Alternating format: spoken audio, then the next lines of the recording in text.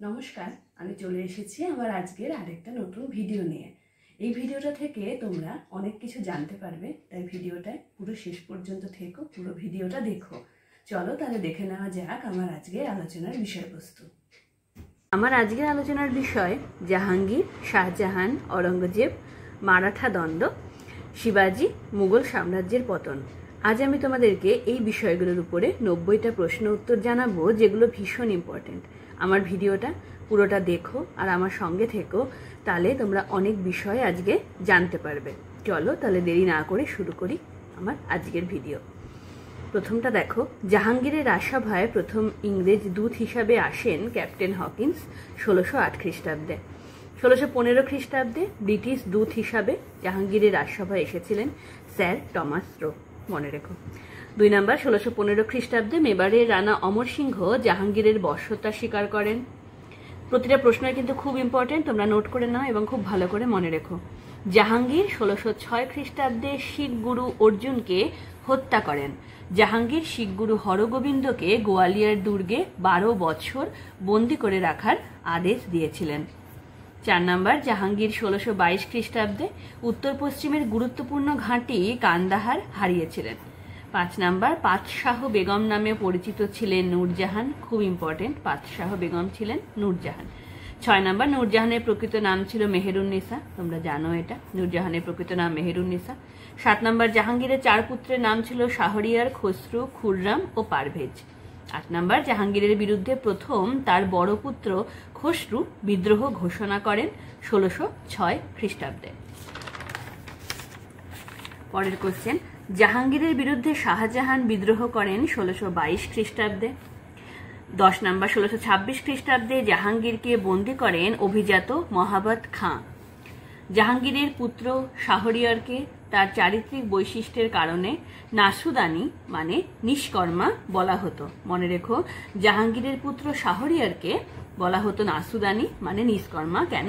তার চারিত্রিক বৈশিষ্ট্যের কারণে। আচ্ছা, 12 নম্বর, জাহাঙ্গীরের রাজত্বকালে আলী কুলি বেগ নামে পারসী কর্মচারী পরিচিত ছিল শের আফগান নামে, মনে রেখো, খুব ইম্পর্টেন্ট, শের আফগান নামে পরিচিত ছিল আলী কুলি বেগ জাহাঙ্গীরের রাজত্বকালে। জাহাঙ্গীর কর্তৃক তিনি বর্ধমানের জায়গিরদার নিযুক্ত হয়েছিলেন। পরবর্তী সময় তার বিধবা স্ত্রী মেহেরুন্নিসাকে জাহাঙ্গীর বিবাহ করেন, যিনি নূরজাহান, তাকে জাহাঙ্গীর মেহেরুন্নিসাকে বিবাহ করেন। মেহেরুন্নিসা কার বিধবা স্ত্রী ছিলেন? শের আফগানের। 13 নম্বর, মালিক অম্বর ছিলেন এক আবিসিনীয় কৃতদাস, যিনি পরবর্তীকালে আহমেদনগরের প্রধানমন্ত্রী হিসাবে দীর্ঘকাল কৃতিত্বের সঙ্গে প্রশাসন পরিচালনা করেছিলেন। 14 নম্বর, খুররামের সামরিক প্রয়াসের ফলে 1617 খ্রিস্টাব্দে আহমেদনগরের প্রধানমন্ত্রী মালিক অম্বর মুঘল শক্তির সঙ্গে সন্ধি স্থাপন করেন। এই সন্ধি দ্বারা মুঘল শক্তি বালাঘাট অঞ্চল আর আহমেদনগর দুর্গ লাভ করেছিল। অপরাজেয় মালিক অম্বরের বিরুদ্ধে এই সফলতা লাভ করার জন্য জাহাঙ্গীর খুররামকে শাহজাহান মানে জগতের বাদশাহ উপাধি দিয়েছিলেন, খুব ইম্পর্টেন্ট, এটা তোমরা মনে রেখো। 15 নম্বর, শাহজাহানের পিতৃদত্ত নাম ছিল খুররাম। শাহজাহানের মায়ের নাম জগৎ গোসাই, যিনি ছিলেন মোর্তার রাজা উদয় সিংহের কন্যা। 16 নম্বর, সিংহাসন অধিকারের জন্য শাহজাহান তার 2 ভাই খসরু ও পারভেজকে হত্যা করেছিলেন। 1628 খ্রিস্টাব্দে শাহজাহান মুঘল সিংহাসনে বসেন। বুন্দেলা রাজা ঝুঝর সিংহকে শাহজাহান পরাজিত করেন 1629 খ্রিস্টাব্দে। শাহজাহান বাংলাদেশের পর্তুগিজ কেন্দ্র হুগলি অধিকার করেন 1632 খ্রিস্টাব্দে। শাহজাহান মধ্য এশিয়ার বল্ক ও বদাখশান জয় করতে চেয়েছিলেন। পূর্বপুরুষদের কর্মভূমি সমরখন্দকে কর্তৃত্বাধীন করার জন্য শাহজাহান মধ্য এশিয়া জয় করতে চেয়েছিলেন। পরের কোশ্চেন, শাহজাহান উত্তর পশ্চিম সীমান্তে পারসিকদের কাছ থেকে কান্দাহার অধিকার করেছিলেন 1638 খ্রিস্টাব্দে। শাহজাহান প্রথম দক্ষিণের রাজ্য আহমেদনগর 1633 খ্রিস্টাব্দে অধিকার করেছিলেন, প্রথম অধিকার করেছিলেন আহমেদনগর। গোলকুন্ডার সুলতান কুতুব শাহ শাহজাহানের বশ্যতা স্বীকার করেন 1636 খ্রিস্টাব্দে। বিজাপুরের সুলতান আদিল শাহ শাহজাহানের বশ্যতা স্বীকার করেছিলেন 1636 খ্রিস্টাব্দে। শাহজাহানের সাম্রাজ্যে এসেছিলেন ইতালীয় পর্যটক মানুচি, খুব ইম্পর্টেন্ট, এবং ইংরেজ পর্যটক পিটার মান্ডি, ফরাসি পর্যটক বার্নিয়ে এবং তেভারনিয়ার। শাহজাহানের দরবারে সিজদা মানে সম্রাটের সামনে আনত হওয়া এবং জমিন বস মানে সম্রাটের সামনে মাটি চুম্বন করা এই প্রথা প্রবর্তন করেছিলেন শাহজাহান, সিজদা ও জমিন বস। মুমতাজ মহল ছিলেন শাহজাহানের সবচেয়ে প্রিয় পত্নী। তার পূর্ব নাম ছিল আরজুমান্নাত বানো বেগম। খুব ইম্পর্টেন্ট, মুমতাজের পূর্ব নাম ছিল আরজুমান্নাত বানো বেগম। আসফ খানের কন্যা ছিলেন তিনি। 1612 খ্রিস্টাব্দে শাহজাহানের সঙ্গে তার বিবাহ হয়। 13টি সন্তানের জননী এই মহিলা 1631 খ্রিস্টাব্দে মাত্র 39 বছর বয়সে মারা যান। তার মৃত্যুতে শাহজাহান প্রচন্ড আঘাত পান এবং তার প্রতি নিজের ভালোবাসার প্রতীক হিসাবে নির্মাণ করেছিলেন স্মৃতিসৌধ তাজমহল। তারপরে শাহজাহানের 4 পুত্র দারাশুকো, সুজা, অরঙ্গজেব এবং মুরাদ বক্স। শাহজাহানের কন্যাদের নাম হলো রোশেনারা ও জাহানারা। 28 নম্বর, উত্তরাধিকার যুদ্ধের সময় 1657 খ্রিস্টাব্দে দারা ছিলেন পাঞ্জাব ও দিল্লির শাসনকর্তা, সুজা বাংলাদেশের, অরঙ্গজেব দক্ষিণ ভারতের আর মুরাদ ছিলেন গুজরাটের। 29, ধর্মাটের যুদ্ধ এপ্রিল 1658 খ্রিস্টাব্দে হয়েছিল অরঙ্গজেব ও মুরাদের সঙ্গে দারার সেনাপতি যশবন্ত সিংহের। সামুগড়ের যুদ্ধ হয় দারা এবং অরঙ্গজেব ও মুরাদের মধ্যে 1658 খ্রিস্টাব্দে। দারা হেরে যান। আচ্ছা, অরঙ্গজেব তার ভাই মুরাদকে প্রথমে দিল্লি এবং পরে গোয়ালিয়র দুর্গে বন্দী করে রাখেন। বাহাদুরপুরের যুদ্ধ সংঘটিত হয় শাহ সুজা এবং দারাপুত্র সুলেমান শুকোর মধ্যে ফেব্রুয়ারি 1658 খ্রিস্টাব্দে। এই যুদ্ধে শাহ সুজা পরাজিত হন। অরঙ্গজেব 21 জুলাই 1658 খ্রিস্টাব্দে নিজেকে সম্রাট হিসেবে ঘোষণা করেন।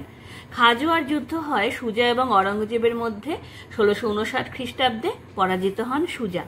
অরঙ্গজেবের কাছে পরাজিত হয়ে সুজা আরাকান রাজ্যে পলায়ন করেছিলেন। 36 নম্বর, অরঙ্গজেব তার 2 ভাই মুরাদ ও দারাশুকোকে হত্যা করেন। তিনি শাহজাহানকে আগ্রা দুর্গে বন্দী করে রেখেছিলেন। অরঙ্গজেব আলমগীর বা বিশ্বজয়ী উপাধি নেন। খুব ইম্পর্টেন্ট, কার উপাধি ছিল আলমগীর? অরঙ্গজেবের উপাধি ছিল আলমগীর, কথাটির অর্থ বিশ্বজয়ী। 38, অরঙ্গজেবের সেনাপতি মীর জুমলা অহোম রাজ্য অধিকার করেছিলেন। অরঙ্গজেবের রাজত্বকালে গদাধর সিংহের নেতৃত্বে অহোম রাজ্য পুনরায় স্বাধীন হয়। অরঙ্গজেবের সেনাপতি শায়েস্তা খাঁ কোচ রাজ্য অধিকার করেন 1664 খ্রিস্টাব্দে। অরঙ্গজেব চট্টগ্রামের নামকরণ করেছিলেন ইসলামাবাদ, মনে রেখো। আচ্ছা, 40 নম্বর, অরঙ্গজেব মারোয়ার বা যোধপুর রাজ্য নিজ সাম্রাজ্যভুক্ত করেছিলেন 1679 খ্রিস্টাব্দে। অরঙ্গজেব ইন্দর সিংকে যোধপুরের রাজা নিযুক্ত করেছিলেন। দুর্গাদাসের নেতৃত্বে যোধপুর মুঘল শক্তির বিরুদ্ধে বিদ্রোহ করেছিল। রানা রাজসিংহকে পরাজিত করে অরঙ্গজেব চিতোর দুর্গ দখল করেন 1685 খ্রিস্টাব্দে। অরঙ্গজেব মেবারের রানা হিসাবে জয়সিংহকে স্বীকৃতি দিয়েছিলেন 1681 খ্রিস্টাব্দে। পর্তুগিজ জলদস্যুদের পরাজিত করে সন্দ্বীপ দ্বীপ অরঙ্গজেবের সাম্রাজ্যভুক্ত করা হয় 1665 খ্রিস্টাব্দে। খুব ইম্পর্টেন্ট, মনে রেখো। ছত্রসালের নেতৃত্বে বুন্দেলারা অরঙ্গজেবের বিরুদ্ধে বিদ্রোহ ঘোষণা করেছিল। 46, অরঙ্গজেব 25 বছর মানে 1682 থেকে 1707 খ্রিস্টাব্দ পর্যন্ত দাক্ষিণাত্যেই অতিবাহিত করেছিলেন। 1672 খ্রিস্টাব্দে দিল্লি নিকটবর্তী স্থানে গরিব দাস হারার নেতৃত্বে শতনামী বিদ্রোহ সংঘটিত হয়েছিল। 48 নম্বর, ভাগুর নেতৃত্বে উত্তর পশ্চিম সীমান্তের ইউসুফজাই উপজাতি অরঙ্গজেবের বিরুদ্ধে বিদ্রোহ করেছিল 1667 খ্রিস্টাব্দে। অরঙ্গজেব 1707 খ্রিস্টাব্দে আহমেদনগরে মারা যান। শায়েস্তা খান ছিলেন অরঙ্গজেবের মামা। পারস্য থেকে আগত মীর জুমলা মীর মোহাম্মদ আর্দিস্তানি সৈয়দ গোলকুন্ডাতে হীরা ব্যবসায়ী হিসাবে জীবন শুরু করলেও কূটনৈতিক ও সামরিক দক্ষতার কারণে তিনি আব্দুল কুতুব শাহর প্রধানমন্ত্রী নিযুক্ত হয়েছিলেন। 52, অনেক প্রজাদের কাছে অরঙ্গজেব জিন্দাপীর নামে পরিচিত ছিলেন, জানো তোমরা। অরঙ্গজেব কর্তৃক বাতিল হওয়া রাহাদারি ছিল আভ্যন্তরীণ শুল্ক, যা রাজ্যের নানা স্থানে আদায় করা হতো। অন্যদিকে দিল্লি, আগ্রা, লাহোর প্রভৃতি বড় শহরে বিক্রির জন্য আনা দ্রব্যের উপরে যে কর আদায় করা হতো তাকে বলা হতো পান্ডারি বা পিন্ডারি। 54, ফরাসি চিকিৎসক ফ্রাঁসোয়া বার্নিয়ে অরঙ্গজেবের রাজত্বকালে ভারতে আসেন। এটা খুব ইম্পর্টেন্ট, মনে রেখো। 55, অরঙ্গজেবের মৃত্যুর পর সম্রাট হন প্রথম বাহাদুর শাহ। প্রথম বাহাদুর শাহকে বলা হতো শাহ ই বেখবর। আচ্ছা, 57 নম্বর, মার্চ 1739 খ্রিস্টাব্দে নাদির শাহ দিল্লি লুণ্ঠন করেন। তখন মুঘল সম্রাট ছিলেন মোহাম্মদ শাহ। 1757 খ্রিস্টাব্দে আহমদ শাহ আবদালি দিল্লি লুণ্ঠন করেন। তখন মুঘল সম্রাট ছিলেন দ্বিতীয় আলমগীর। মুঘল সম্রাট ফারুকশিয়রের সময় থেকে প্রকৃত রাজক্ষমতার অধিকারী হয়ে উঠেছিলেন সৈয়দ হুসেন আলী এবং সৈয়দ আবদুল্লাহ খান নামে 2 অভিজাত। ইনারা সৈয়দ ভ্রাতৃদ্বয় নামে পরিচিত। এরা ফারুকশিয়রকে হত্যা করে মোহাম্মদ শাহকে সম্রাট পদে প্রতিষ্ঠিত করেছিল। আচ্ছা, নিজাম উল মুলক চীন কিলিচ খানের নেতৃত্বে অরঙ্গজেবের মৃত্যুর পর মোহাম্মদ শাহর সময় হায়দ্রাবাদ স্বাধীন রাজ্য হিসাবে প্রতিষ্ঠিত হয়েছিল। অরঙ্গজেবের মৃত্যুর পর বাংলায় মুর্শিদ কুলি খান স্বাধীন নবাবীর প্রতিষ্ঠা করেছিলেন, মনে রেখো। অরঙ্গজেবের মৃত্যুর পর অযোধ্যার মুঘল সুবাদার সাদাত খান বুরহানুলমূলক অযোধ্যায় স্বাধীন রাজ্য প্রতিষ্ঠা করেছিলেন। তাহলে অযোধ্যায় স্বাধীন রাজ্য কে প্রতিষ্ঠা করেন? সাদাত খান বুরহানমূলক। সাদাত খানের মৃত্যুর পর অযোধ্যার সুবাদার হন সফদার জং। শিবাজী প্রথম তোরনা দুর্গ অধিকার করেন 1646 খ্রিস্টাব্দে। 1656 খ্রিস্টাব্দে শিবাজী জাওলি অঞ্চল অধিকার করেন। শিবাজী কর্তৃক নিহত প্রথম বিজাপুর সেনাপতি আফজল খাঁ শিবাজী বাগনক ও বিছুয়া মানে ছোট ছুরি নামক দুই অস্ত্রের সাহায্যে হত্যা করেছিলেন আফজল খাঁকে, যিনি ছিলেন বিজাপুরের সেনাপতি। মুঘল সেনাপতি শায়েস্তা খাঁকে পরাস্ত করেছিলেন শিবাজী। অরঙ্গজেব শিবাজীকে 5 হাজারি মনসবদার পদ দিতে চেয়েছিলেন, মনে রেখো 5 হাজারি মনসবদার পদ। শিবাজী সিদিদের কাছ থেকে জাঞ্জিরা অধিকারে ব্যর্থ হয়েছিলেন। 6 জুন 1674 খ্রিস্টাব্দে সার্বভৌম রাজা হিসেবে রায়গড় দুর্গে শিবাজী রাজ্যাভিষেক হয়। শিবাজীর রাজধানী ছিল রায়গড়, মনে রেখো 6 জুন 1674 খ্রিস্টাব্দে। ছত্রপতি এবং গো ব্রাহ্মণ প্রতিপালক এই দুইটি উপাধি শিবাজী গ্রহণ করেছিলেন, ছত্রপতি আর গো ব্রাহ্মণ প্রতিপালক। শিব ছত্রপতি হিসাবে শিবাজী পরিচিত ছিলেন। শিবাজীর গুরু ছিলেন রামদাস সমর্থ, যিনি শিষ্যদের মধ্যে মারাঠা জাতির অতীত গৌরব প্রচার করতেন। প্রচলিত বিশ্বাস অনুসারে শিবাজী তার রাষ্ট্রীয় পতাকার সঙ্গে গুরু রামদাস প্রদত্ত একটি গৈরিক পতাকা ব্যবহার করতেন। এই গৈরিক পতাকায় ছিল ভাগোয়া ঝান্ডা। ঐতিহাসিক ভিনসেন্ট এ স্মিথ শিবাজী রাষ্ট্রকে দস্যু রাষ্ট্র বলেছেন, মনে রেখো ভিনসেন্ট স্মিথ শিবাজী রাষ্ট্রকে বলেছেন দস্যু রাষ্ট্র, কারণ শিবাজী অন্য রাজ্য থেকে বলপূর্বক চৌথ এবং স্বদেশমুখী আদায় করতেন। আচ্ছা, 76 নম্বর, জমি পরিমাপের জন্য শিবাজী কাঠি এককের প্রচলন করেছিলেন, যা ছিল 5 হাত 5 মুঠি লম্বা একটি দণ্ড। শিবাজীর মৃত্যুর পর ছত্রপতি হন তার পুত্র শম্ভুজি। 1689 খ্রিস্টাব্দে শিবাজীর পুত্র শম্ভুজিকে প্রাণদণ্ড দিয়েছিলেন সম্রাট অরঙ্গজেব। শম্ভুজির পুত্র শাহুকে মুঘল শক্তি বন্দী করে রেখেছিল। শম্ভুজির মৃত্যুর পর রাজা হন শিবাজীর দ্বিতীয় স্ত্রীর সন্তান রাজারাম। রাজারামের মৃত্যুর পর রাজা হন তার শিশুপুত্র দ্বিতীয় শিবাজী এবং রাজকার্য পরিচালনার দায়িত্ব নিয়েছিলেন তার মা তারাবাই। 1714 খ্রিস্টাব্দে মুঘল সম্রাট ফারুকশিয়ারের 2 প্রধান অভিজাত সৈয়দ ভ্রাতৃদ্বয় মারাঠা ছত্রপতি শাহুর সঙ্গে যে চুক্তি স্বাক্ষর করেছিল তাকে স্যার রিচার্ড টেম্পল মারাঠা জাতির ম্যাগনা কার্টা হিসাবে অভিহিত করেছেন, মনে রেখো। পেশোয়া বালাজি বাজিরাওকে বলা হয় দ্বিতীয় মারাঠা সাম্রাজ্যের প্রতিষ্ঠাতা বলা হয় পেশোয়া বালাজি বাজিরাওকে। কানহজি আংড়ে ছিলেন মারাঠা নৌসেনাপতি, খুব ইম্পর্টেন্ট, পশ্চিম উপকূলের এই মারাঠা সর্দার শাহুর মিত্র ছিলেন। হিন্দুপাদ বাদশাহী আদর্শের প্রবক্তা পেশোয়া প্রথম বাজিরাও। এর অর্থ ছিল ভারত থেকে মুসলমান শাসন ধ্বংস করার জন্য ভারতের হিন্দু শাসকদের সংঘবদ্ধ করা। আচ্ছা, 85 উত্তর ভারত অভিযানকালে প্রথম বাজিরাওকে সাহায্য করেছিলেন অম্বরের রাজা দ্বিতীয় জয়সিংহ ও বুন্দেলখণ্ডের শাসক ছত্রসাল বুন্দেলা। 1761 খ্রিস্টাব্দে ওয়ার্নার চুক্তি স্বাক্ষরিত হয় ছত্রপতি শাহুর সঙ্গে কোলহাপুরের মারাঠা নায়ক দ্বিতীয় শম্ভুজির। এই চুক্তির দ্বারা সাতারা এবং কোলহাপুর সাম্রাজ্যের মধ্যে ব্যবচ্ছেদ ঘটে। 87 নম্বর, বালাজি বাজিরাও পুনা শহর থেকে শাসন কার্য পরিচালনা করতেন। 88 বালাজি বাজিরাও দিল্লি থেকে আহমদ শাহ আবদালির প্রতিনিধি নজিম-উদ-দৌলাকে বিতাড়িত করেন এবং মুঘল সম্রাট দ্বিতীয় আলমগীরকে সিংহাসনে প্রতিষ্ঠিত করেন। রঘুজি ভোঁসলের নেতৃত্বে মারাঠা বাহিনী 1740 খ্রিস্টাব্দে বাংলা আক্রমণ করেছিল।